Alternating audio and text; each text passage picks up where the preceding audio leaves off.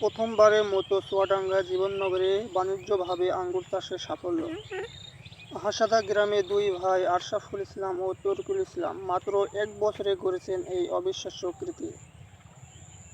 ৩.৫ বিঘা জমিতে ৭৫০টি পাপেল ও ২২ জাতের বিভিন্ন লোক কাজ কর্ম করে, টাকারও সংসার চলছে, আমাদেরও চলছে। গত বছর ওই বললাম না যে গত বছর অল্প রাখিল, এবছরে ওই অল্প দেখে এই মানুষ মনে করলো যে আরো চাষ মানে রেখে দিতে, এবারটা দেখা যাচ্ছে এত পরিমাণে হয়ে আছে যে সবাই চারা রোপণ করে এখন তাদের বাগানে থোকা থোকা আঙ্গুর ঝুলছে।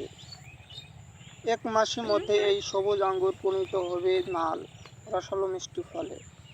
এই আঙ্গুর বাগান শুধু তাদের স্বপ্ন নয়, গ্রামে অনেক মানুষের জীবিকার নতুন আশা।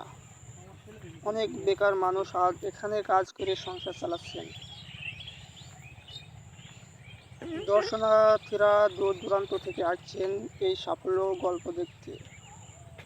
কৃষি কর্মকর্তারা বলছেন জীবননগরের মাটি আঙ্গুর চাষের জন্য উপযুক্ত, আর এই দুই ভাইয়ের সাফল্য প্রমাণ করেছে দেশের আঙ্গুর চাষের নতুন দিগন্ত উন্মুক্ত হয়েছে।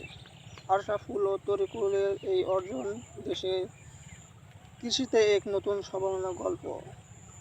আমি মোহাম্মদ অমিত হাসান, দৈনিক সতর্কবার্তা নিউজ, জীবননগর।